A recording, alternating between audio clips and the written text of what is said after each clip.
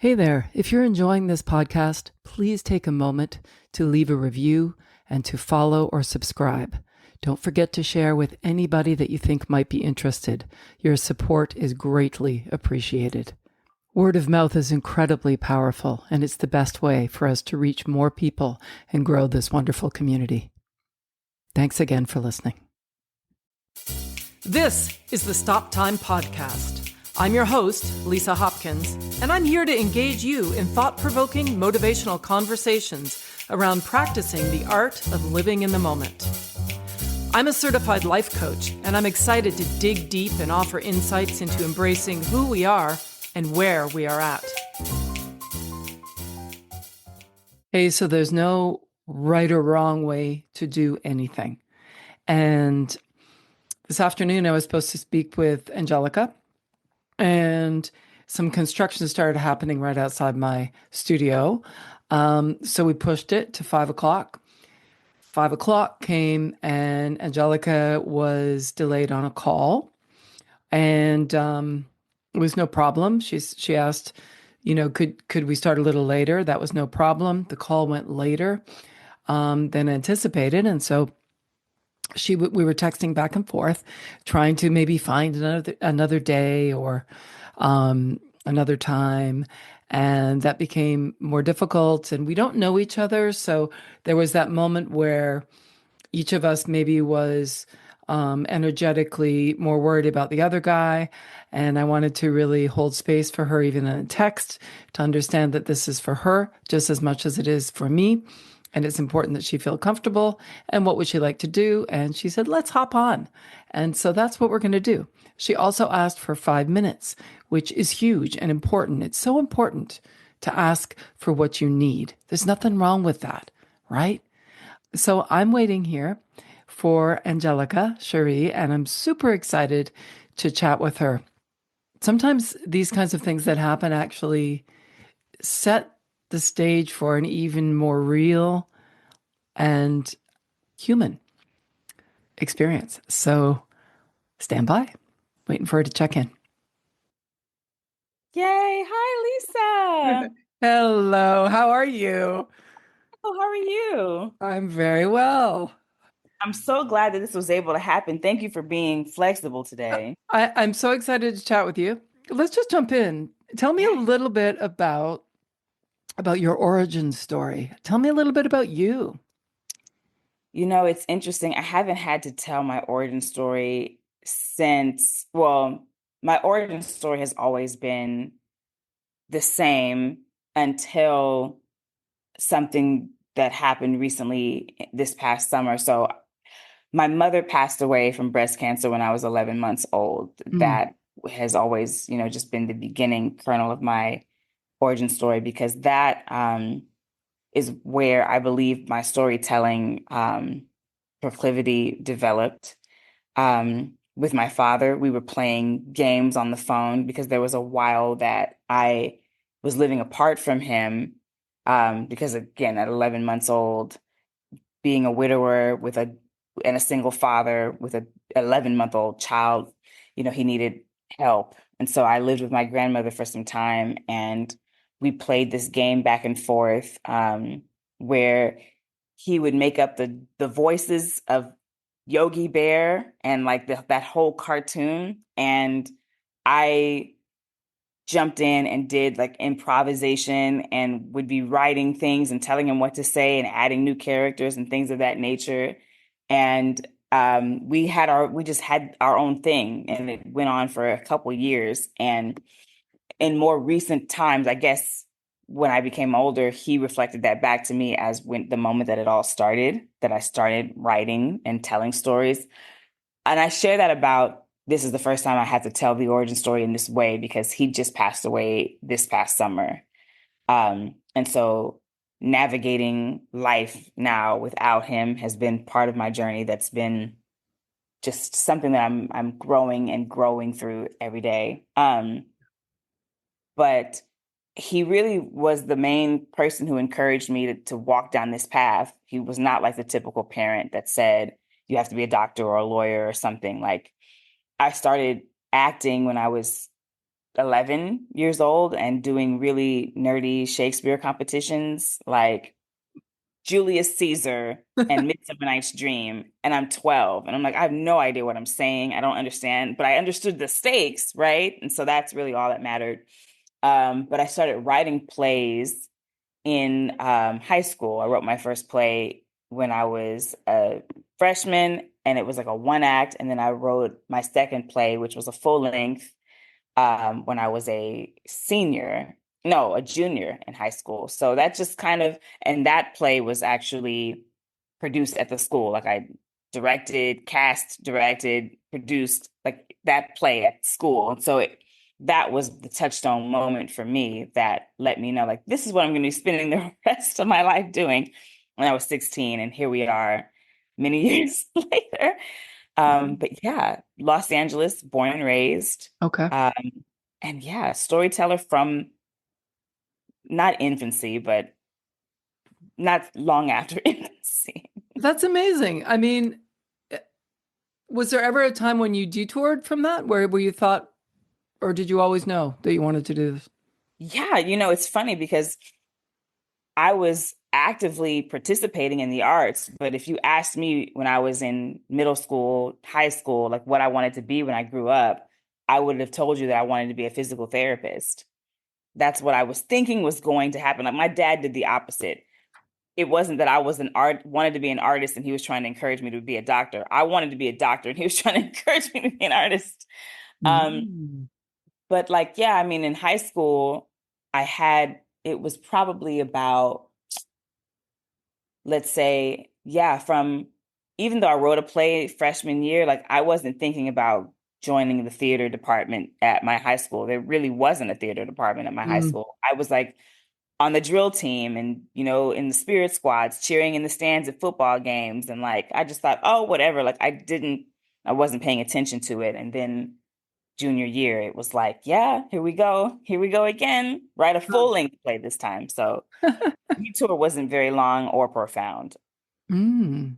It's interesting. Can you glean any um like core essence of physical therapy and writing that still connect to you? Absolutely. It's caring for people who are hurting Mm. and looking for a way to alleviate pain. There it is. There it is. I've thought about this. Well, no, it's amazing because I believe that, right? I do too. People often think, no, then now I'm doing something different or whatever. But if you dig deep down into your why, right, you really start to recognize probably no matter what you did, right, Yeah, that would be part of what you did. Right now, exactly. you're doing it through writing. That's right. Yeah. Exactly. And music is part of that too. Hmm. I think like when we are wounded, we are conscious of wounds in other people. Yeah. I'm going to ask you with your permission. You jumped in right away by sharing the loss of your mom when you were so young. Yes. And thank you for that. Really, I Yes. really appreciate your openness and trust. Um, Well, do you think that was the essence of the wanting to care, the feeling that obviously when you're 11 months, you're not thinking that, but as you grew up and knew about your mother, is that connected to that, do you think? To wishing that you could have? I really, it's so interesting because it's so subconscious. It's Yeah. so subconscious. Like, for example, my grandmother who cared for me when my mother passed away, she passed away when I was 8, 9, like Mm. right before I turned 9. And I have a lot more questions, not even questions, but I was a lot more aware of her passing. But my mother, to be 11 months old, I don't remember anything about her. Right. And so it's not that I was like aware, like mommy's, I'm wounded from mommy being gone. It was just like a constant, like I'm living without this appendage. Like it's like Mm. being born without or feeling like you're born without an appendage. And I think that placed me in a heightened level of curiosity about the world than Mm. most if you are born with a complete family unit Mm. or if something happened in a certain way, like because there's always this question, why, Yeah. or and what if? And the other thing that I think that I came into a consciousness of is the fact that when my mother passed away, she passed away before I had language, Ah, like before I perceived language in full consciousness and before I had the use of language as a tool to mm, ask questions. So mm, it was like an all internalized grief that 11 months old, you are aware who your mother is. You know who yeah, she is. You're aware of her absence when she's gone. But the processing of like, where is mommy? Where did she go? What happened? Like, didn't have the opportunity to ask those questions at that moment. But I think that curiosity never left me, not yeah. just about mom, but about everything else, because my antennas and my sensitivity are heightened because I have this loss. So I think that that all kind of contributed to stories. 100%. That's so fascinating. I have so many questions I want to ask you. Yeah, One is I can imagine that given what you just described, right, with you not having language, but with you absolutely having body language, with yes, under knowing that your mother was gone, knowing viscerally that she was gone. right, But as you came into learning to communicate in the world in the way that the world expects you to communicate, aka language, right, that there were already limiting beliefs put upon you because there was the, oh my God, poor girl lost her mother. This must be a really big deal. How is she doing? And you, right, contextually, that's so interesting to me, right? That split too between the head and the heart, because your heart felt it, but yeah, yeah. wow. Very, very deep things that I started to work through in therapy as an adult. Yeah. What I mentioned about the sensitivity, my therapist was telling me that it's like a radio frequency, if people even know what that is anymore, FM frequencies. But it's like because of that absence, my sensitivity to human interaction, because what one of the things that we have walked through with my therapist is that when you are in the formative stages of your life, Yeah. your family unit and your sense of safety and normalcy is formed. Yep. And if I'm walking through my journey to just the age of 9 years old, my mother passes away. I'm separated from my father, living with my grandmother, moved to live with my father, separate from my grandmother. My grandmother passes away. So it's like all three of my main caregiver parental figures in the first 8, 9 years of my life either passed away or I was separate from them for a period of time. So my sensitivity to separation and like human contact is like heightened. Like it's extreme, like my awareness is like extremely heightened. And I think that is what makes me so obsessed with character Mm, because I just feel like the things that people sort of take for granted as given circumstances when it comes to personality types, when it comes to like even language, even like you yeah. said, way a person speaks, I'm extremely curious about. Like I want to know why. I want to know why. And like infinite. Yes. Yeah. Yes. Me Mhm. too. Yes. What's really interesting and stands out to me, and I don't know you well enough to know this, but I'm going to throw this out there, is that despite all the loss, and yes, the heightened awareness makes sense, but despite all the loss, your brain also learned that you didn't die. Right. You're okay. And that's incredible, right? Does that make you feel strong? I mean, it's not that you're not sad, it's not that yeah, talk to me. I'm getting emotional. And that's totally fine. I think that that's how I feel about my father's death Mm, because my mother's passing was like, as I said, like learning to live with if you were missing your left middle finger or something. And it's like everyone else has one of these, but I don't. But it's fine. Like I know how to, but you're really depending on that thumb, right? And it's like if anything were to ever happen to this thumb, I don't know what I would do. And then the thumb is gone, right? Like my father's my father passing away was my greatest fear because I was just like, if my father passes away, then I'm going to be an orphan. Yeah. And I have no siblings. And my greatest fear was being like the only little twig left on my family tree, right?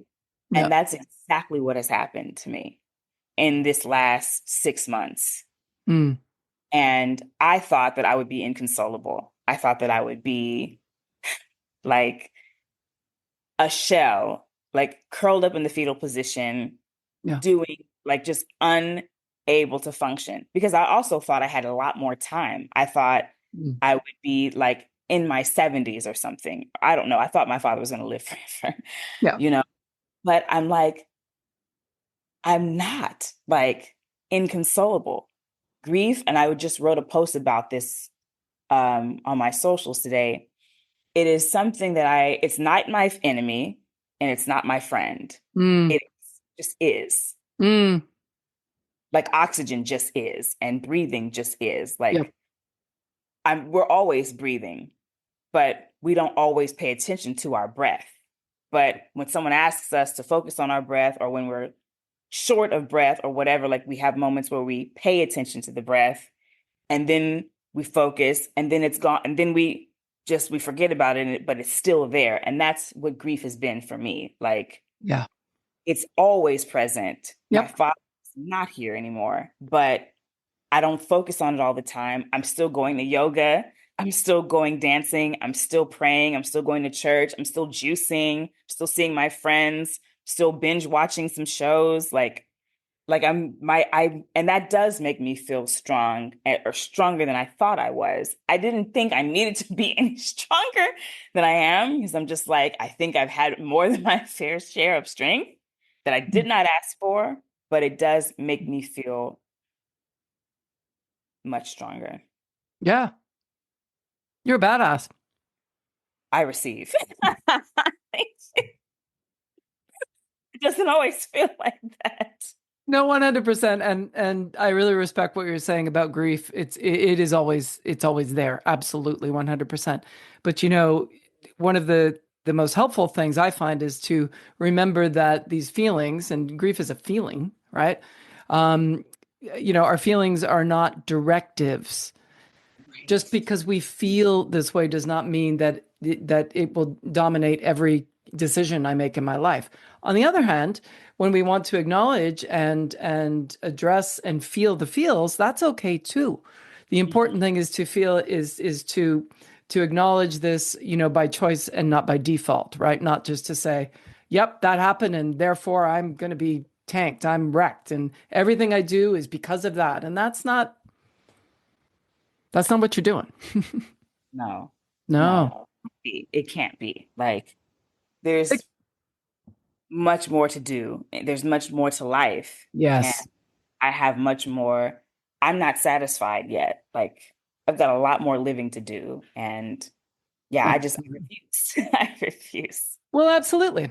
And good for you. And you are a badass. So, and it's and your dad knows that, and he's watching you and he's in you and all of the above. And just final question and we'll move on. But thank you. You started here. So I'm glad. Like, hey, look, this is no, let's do it. No, the grief it's an important thing to speak about.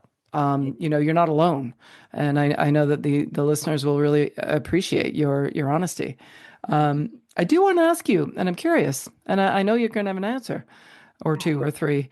right. What are the gifts that you've discovered so far in grief?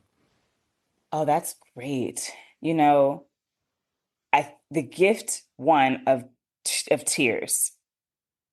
Tears are a gift because it means that I'm feeling and I'm conscious, Mm, and I am pouring out. I am releasing. So that's the first gift.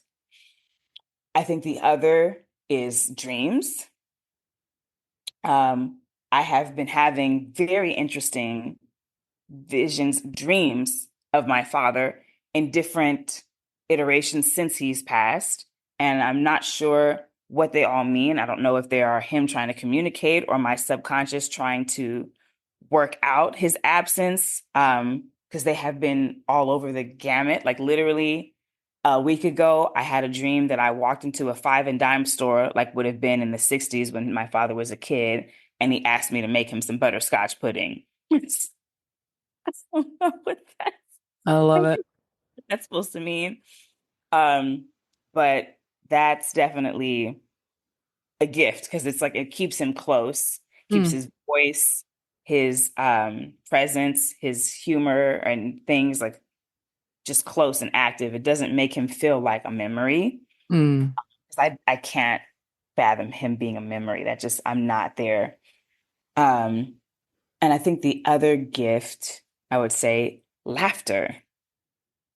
Like, and that's not even necessarily about my father. Like I rarely think about him and laugh. Sometimes I do think about him and laugh or smile, but like just the fact that in this process I'm still laughing.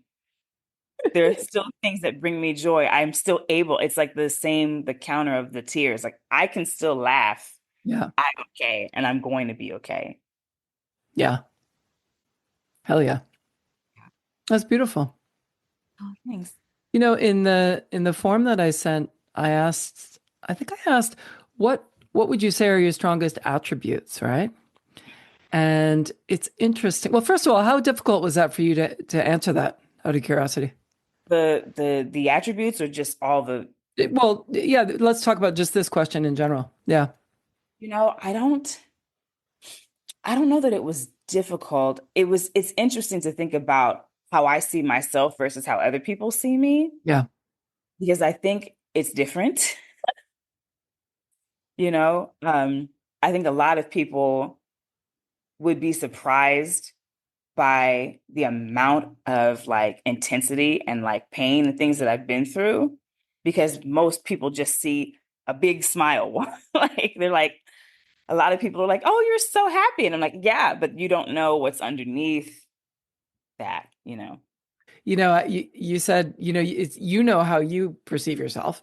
Yes, And you sort of know, you think we think, not just you, we think we know how other people perceive us, but we don't really know.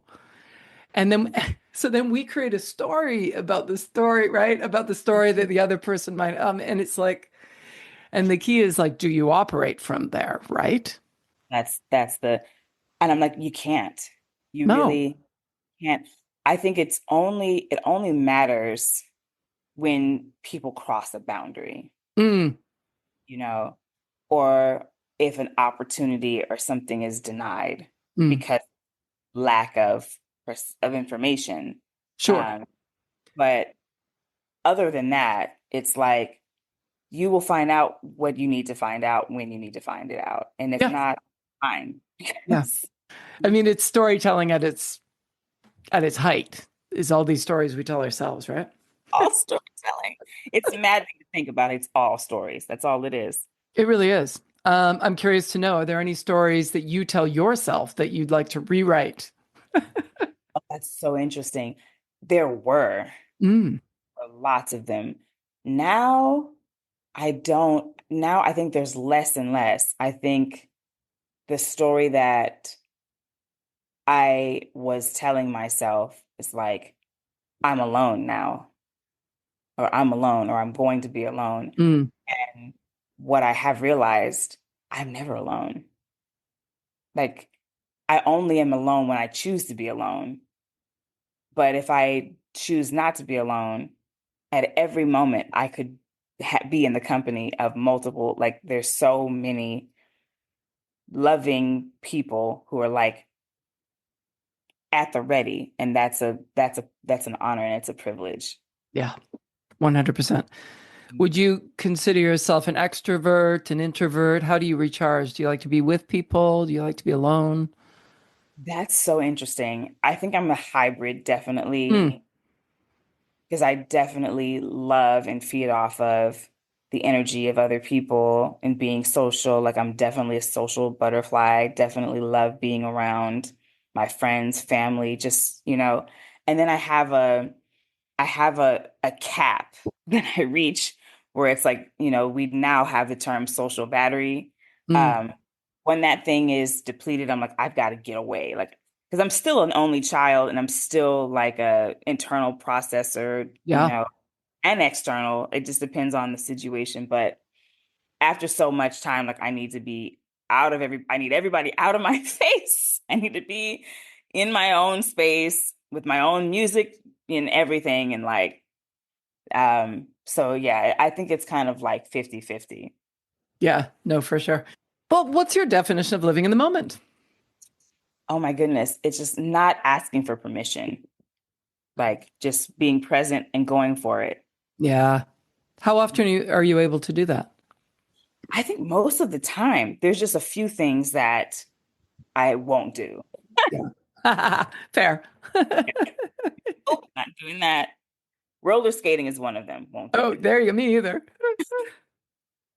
Well, being in the moment doesn't mean you have to do everything. That's right. That's right. You can be in the moment about not wanting to roller skate, It's, it's hilarious. right? Okay. There's no rules about like, yeah, being in the moment means just you have to take pleasure in everything either. I mean, you can be in the moment in your grief, in your anger, in your whatever, It's very true. Yeah. right? You said that you're an incredibly that you are this these were what you called your strongest attributes that you're incredibly thorough and decisive, that you never waver, and when you set out on a task, you stop at nothing to complete it. Doing it. We're finishing it. Talk to me about how you do that and what influences you, what takes you off. Yeah, talk to me.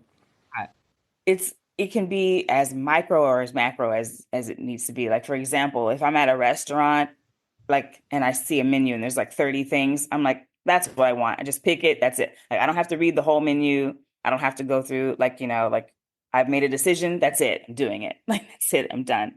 I love it. Wait, so that's enough. So that's enough for me to go on. So Yes. is it about the making the decision and moving on because you want to create space for Mm. other stuff, or is it that you don't want to spend time, ruminating over what you're having? Because a lot of us do that at restaurants.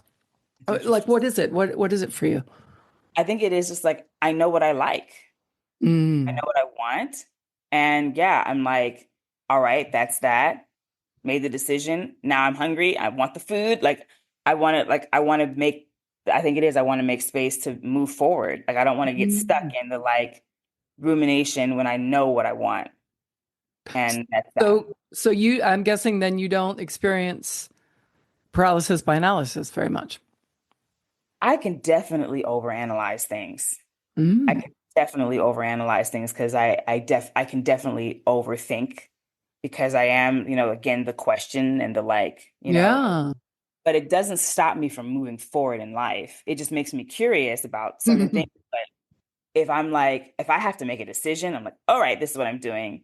Okay, this is what I'm wearing. That's great. Like, it's very rare that I'm like, I don't know. Like, when people say, like, oh, I'm indecisive, I, not me. That's awesome. So what threatens to get in the way of that? Like there must be things that get in the way of you, right? I mean, we can be decisive, but sometimes things can stand in the way. Does anything? I think, yeah, no, well, so this is a great question because it depends on circumstances. Like Mm. every circumstance is different. If it has to do with just me and what I want, then that's like great doing it. Um, if it has to do with, longer term consequences and longer term implications, then yeah, okay. Then I'm sitting down and I'm like we said before, I'm storytelling, which is if this decision happens and then this and this and this, then I start walking out different possible outcomes. And then I will sit and like try to weigh, like, okay, do I buy this house? Well, do I want to take on a mortgage that's this much? Well, if I don't and I rent, like I will start to story tell things. So stakes and consequences definitely will cause me to have, to analyze, definitely. But then I will make a decision. I'm like, all right, let's just do it. Well, to me, what you just shared doesn't sound like bad analyzing. It sounds like discernment. It sounds like you're faced with an opportunity, Yes. and then you use your pragmatic brain to you called it storytelling, but I call it smart. To look at the to look at the different scenarios and Mhm. then make a decision. That's sensible. That's, like I said, discernment rather than, it's not reactive, right?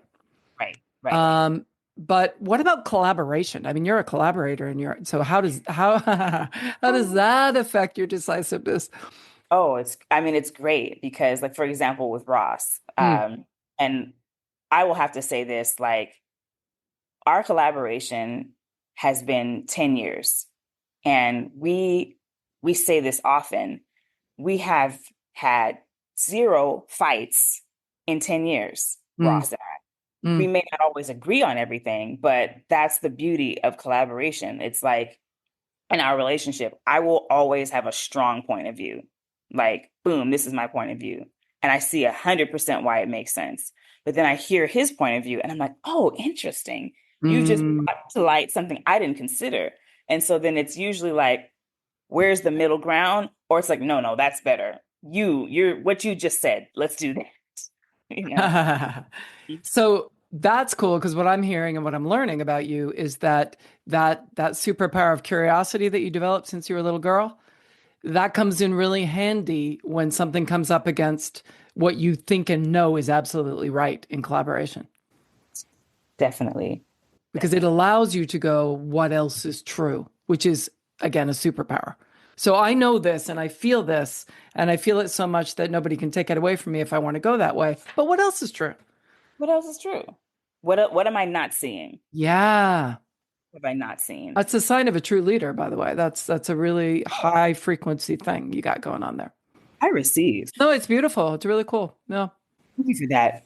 It's also something I mean, collaboration in an even more exploded situation, like the writer's room Yeah. with, in TV, and there's like six of you, and you're all throwing ideas to the table, and it's usually like the best idea wins, and you end up seeing so many different perspectives and so many different things, and like you said earlier when we first hopped on, there's no right or wrong. Like there's just different paths and different ways. And there's something that could be more interesting, but sometimes it's subjective. But Yeah. sometimes it's like something is just cool. And it's like we just want to see this happen. We just want to Yeah. Yep. see. Um, and it's like, yeah, you just kind of learn, but it doesn't change how your instincts. Mm.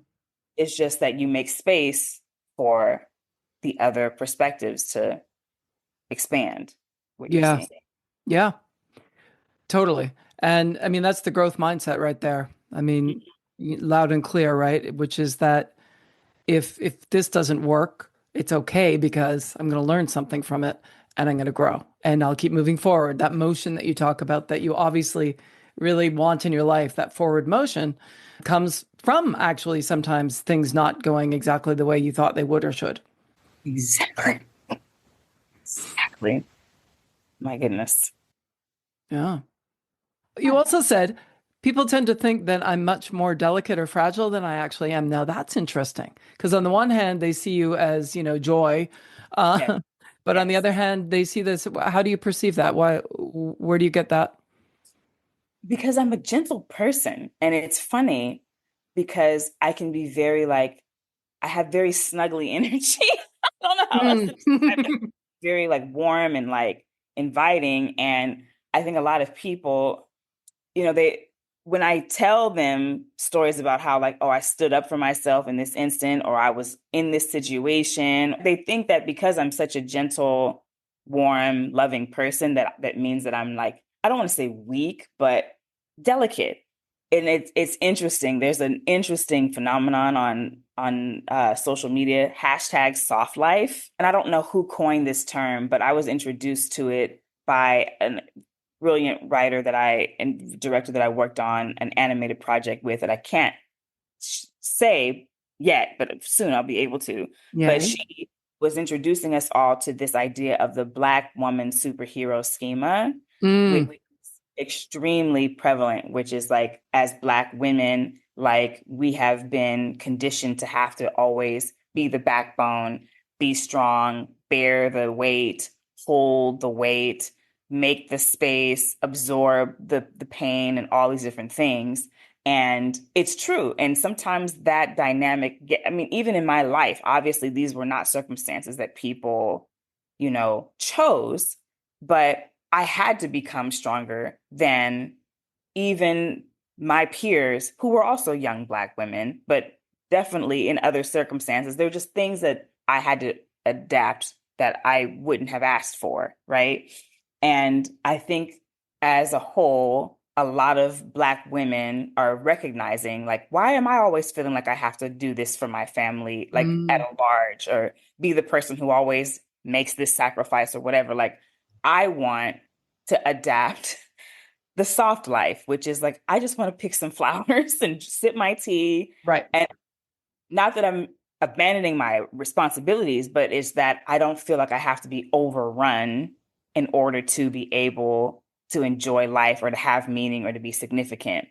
And I think it's the flip side for me, because the way I present, I don't present with pain and struggle and grief and the things that I have endured, because that's not what I'm living in the reality of. Like, it's there, it's always there. Yeah. But I live in the joy and the excitement and the fun and all of that. And so people are seeing that, and they're not seeing the like sturdy, I've been through tragic circumstances and overcome pain and understood, so they're like surprised to find out that I'm not just going to fall over and faint when faced with an obstacle or in a situation that other people would think is scary, dangerous. How would you, Mm.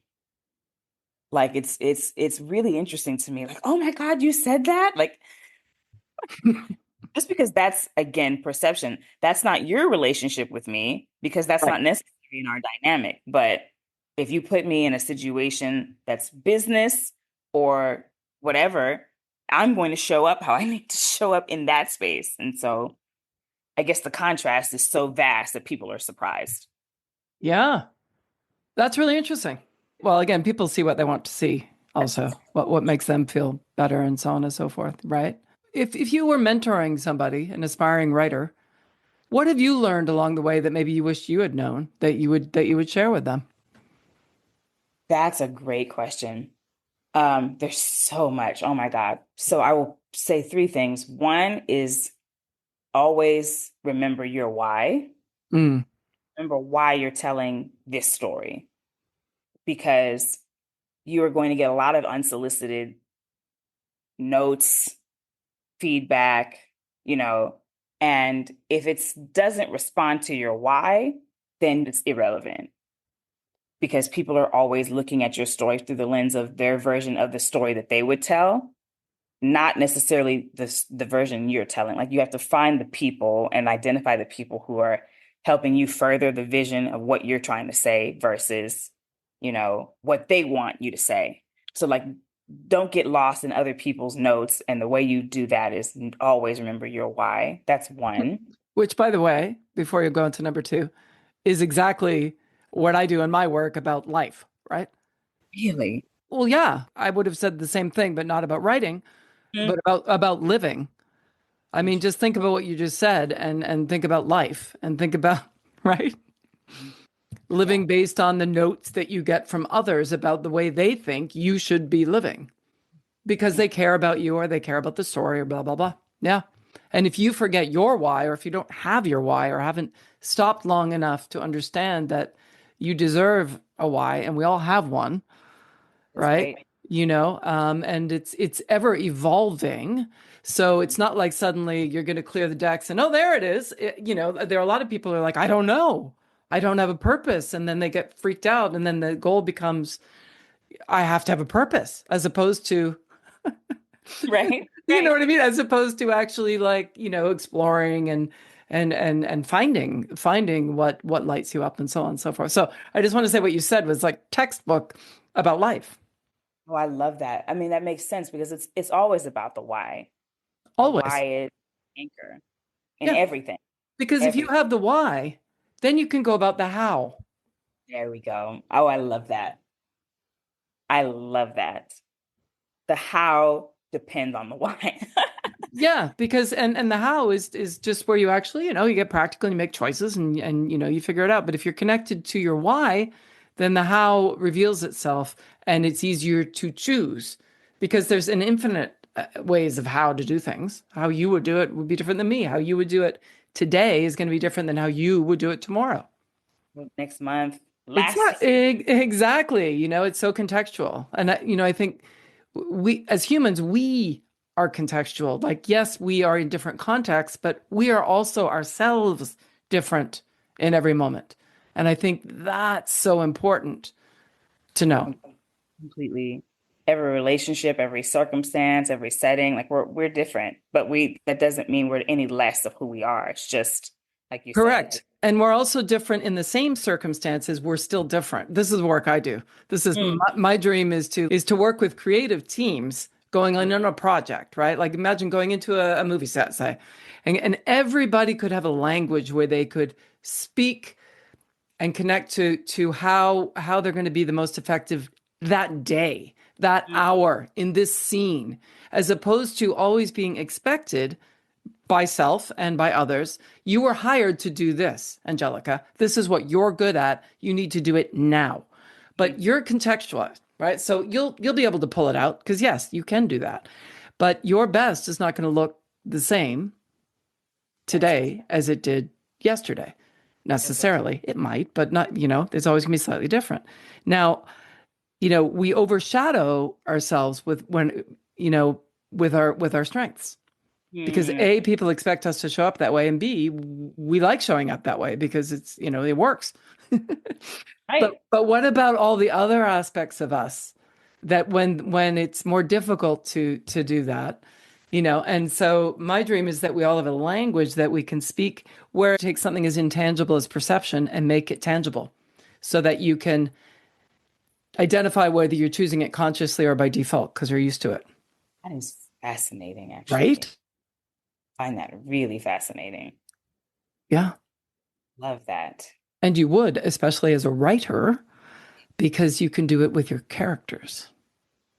That makes me think about a writing exercise that I love to Mm. do is the thing I haven't said yet. Ah, And you can kind of flip that through multiple different lenses, like yeah. answer that in compassion versus if I answer that out of anger, like Yep. you're gonna to Totally. So, but you were going to do number two of advice you would give that you wished you had had about yes. for a writer. Yeah. I would also say learn the difference. So there's your artistic and your business brain, and learn how to separate the two Mm. because when you're creating, you're in your artistic brain and you need to be completely unaware of the business portion because that will infiltrate the writing. You want to just be purely creative. Yeah. But once you start in the business portion, like if you have to negotiate a deal or you have to talk to producers, talk to marketing people, if you have to, even like if you're hired to write something, it's like you have to remember that your business fuels your art.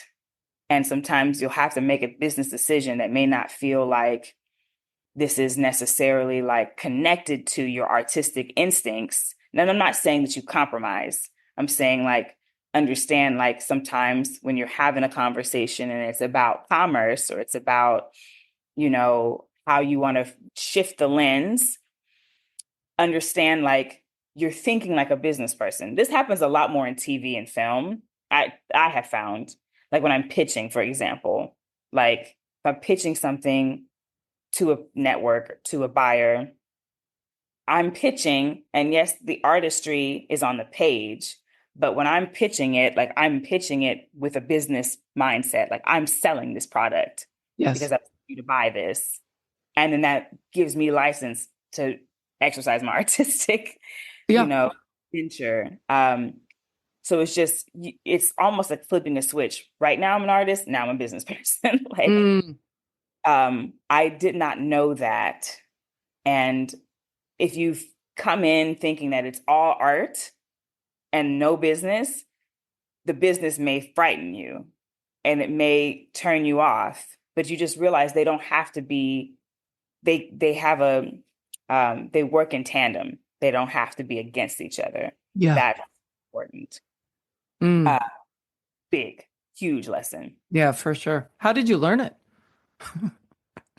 I think it was through lots and lots of experience pitching for TV and film and learning what it means to pitch. Like if you're straight out of theater and someone tells you, okay, pitch this story, give a take. Like, I don't know what that is. What does that mean? Mm. You know, learning the different story structure, like if it's TV, like what your episodic structure is versus if it's film, your 3 act structure. And you're like, all right, get the bare bones of that and break this down and sell it. What are the points? You need to know the characters, you need to know the stakes. Like it becomes this like not even a formula, but like it's a stew. You need to make this base, the rice needs to be there. And you come to keep coming to the same table over and over again. And you're like, oh, okay, I get how to make this. Let me put my Yeah. spin on it It sounds like also it's learning the language of the people that you're working with, right? all the time. Yeah. It changes every time. Yeah.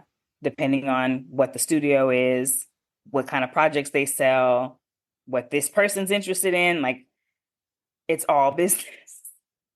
Yeah. No, for sure. And research and doing your homework, right? Exactly. Doing your homework. Yeah. Is there a number three? You know what? I think so. I wasn't aware of it, but I think now that as I'm thinking, it's work with the people who are in the business of telling the story with you and not telling the story like apart from you. Like work with people who want to be who are on board with helping, like kind of with the notes. When you're taking notes from someone, you want to make sure you're listening to people who are remembering your why. When you're collaborating with people, you want to work with people who are working in harmony with your strengths and who excite you, who you admire, who are bringing something different to the table. Um, you don't want to, it shouldn't feel like a chore it shouldn't feel like, oh, I have to work with this person. Like, work with the people who excite you and who bring something out of you that you don't expect. That's great advice.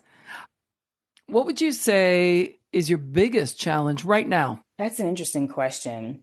Um, you know, I think what has been hard for me personally, like I have been spending a lot of time in the writer for hire space, which has been great because that's number one, it pays the bills. And number two, it keeps me writing.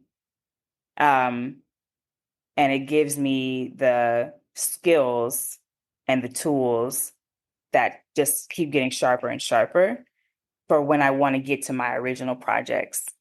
Um, I think I have not embarked on my own original work in a while, apart from my musical. Um, a lot of what I've been working on has been working for hire.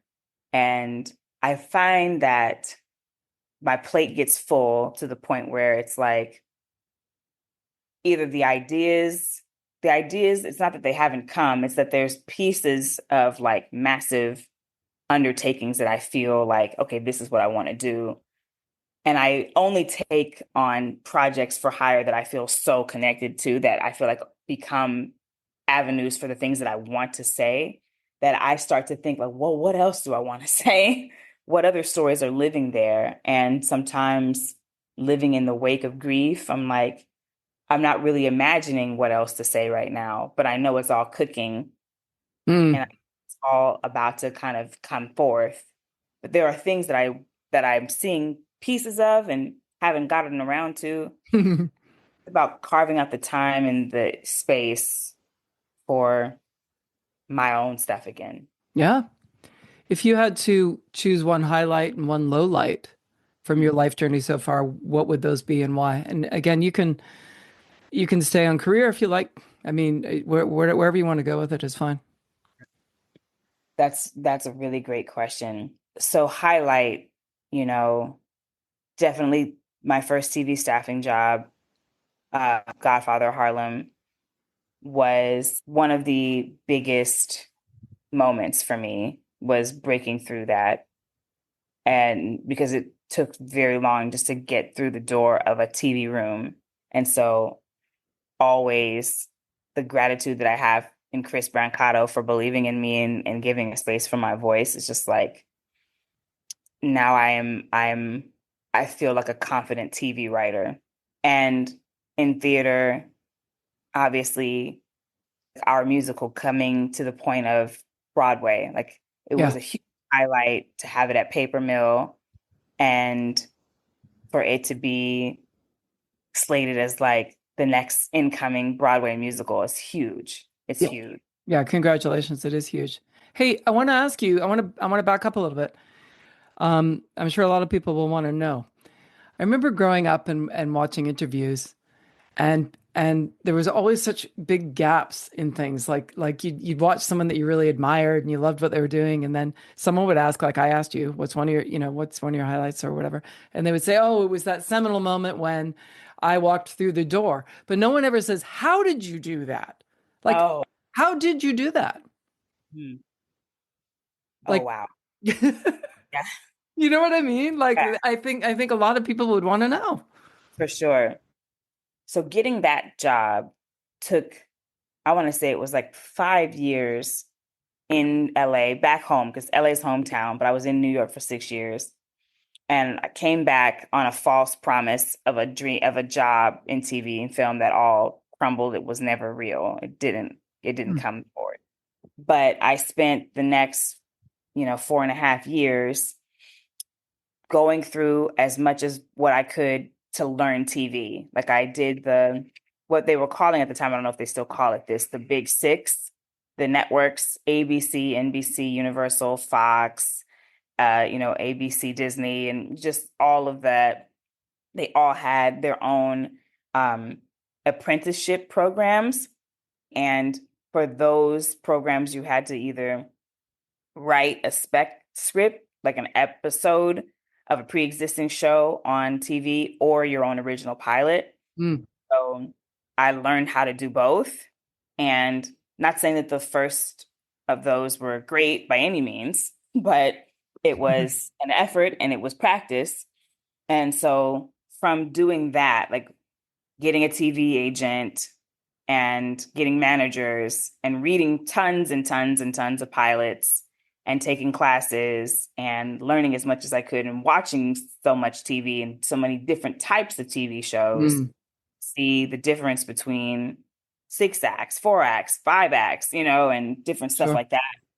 And eventually writing more samples, continuing to write in theater, getting stronger, all of it feeds itself. Yep. And eventually and then also learning those meetings, pitching, learning Mm, how to pitch and learning how to go on general meetings and staffing meetings, how to talk to showrunners, how to talk to execs and producers, and yep. just learn the language and learn what's required and having good conversations.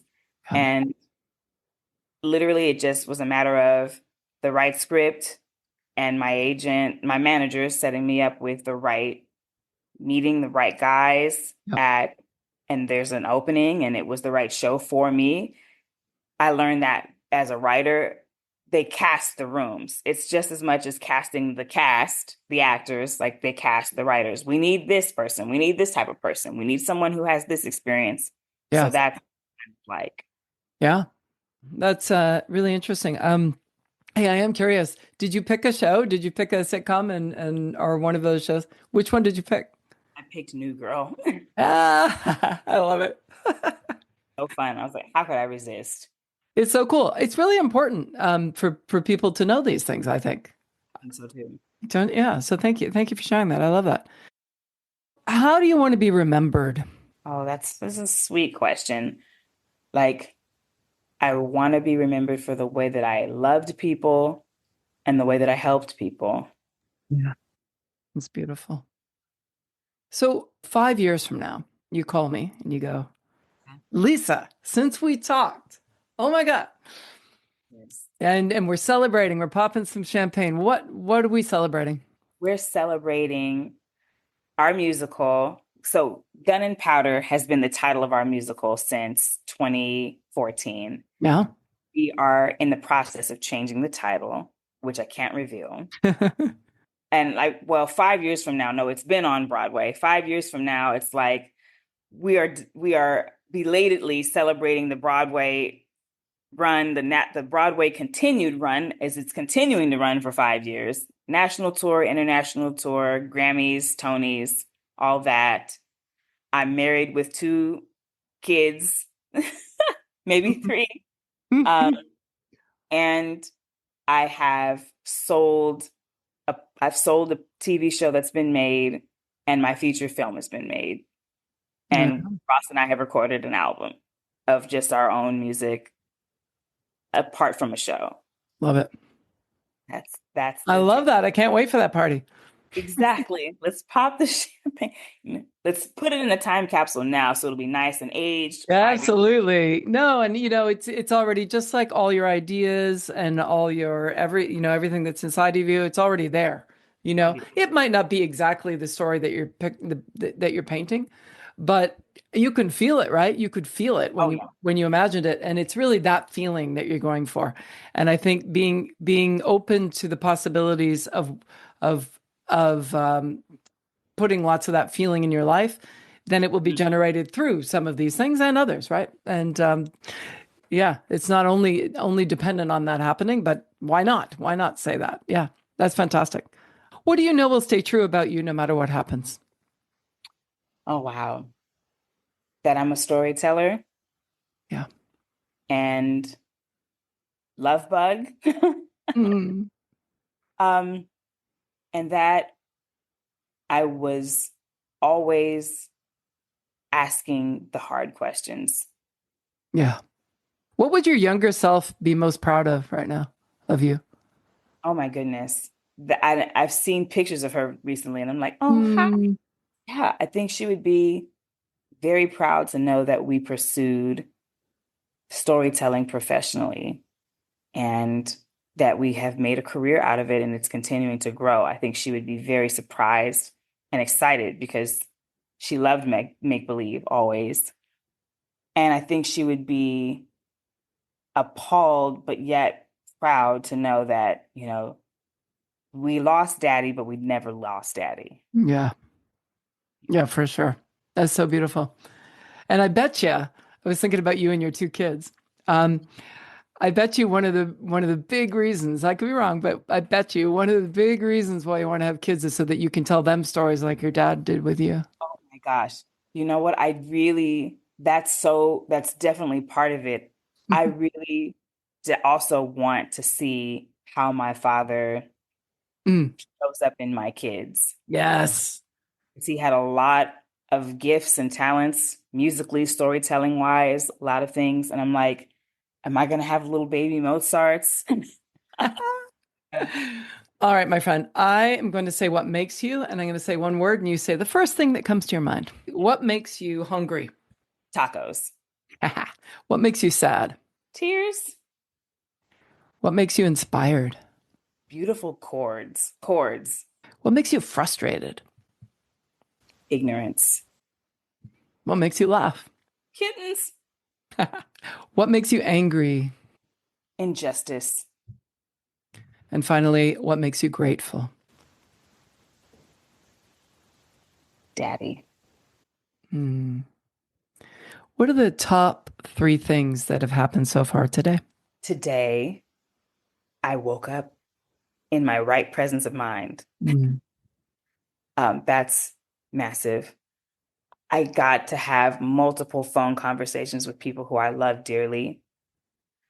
And I got to have this conversation with you. Like, this is amazing.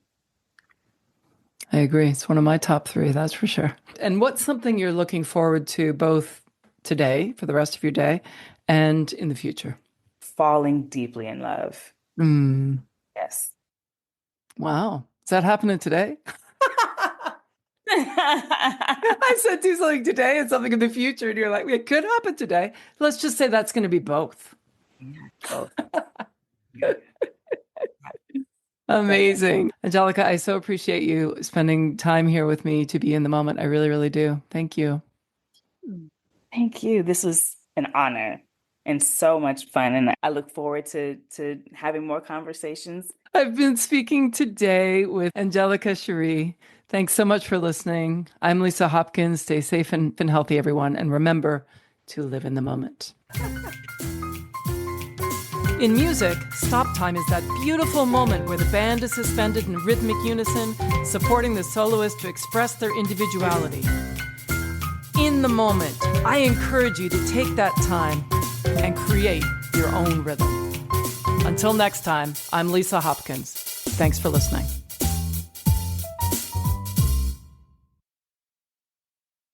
If you enjoyed this episode, I invite you to dive deeper into cultivating a life of creative possibilities with my new book, The Places Where There Are Spaces. It's filled with personal stories and insights to help you embrace living in the moment. You can grab your copy by following the link in the show notes or wherever books are sold. Let's keep the conversation going and growing.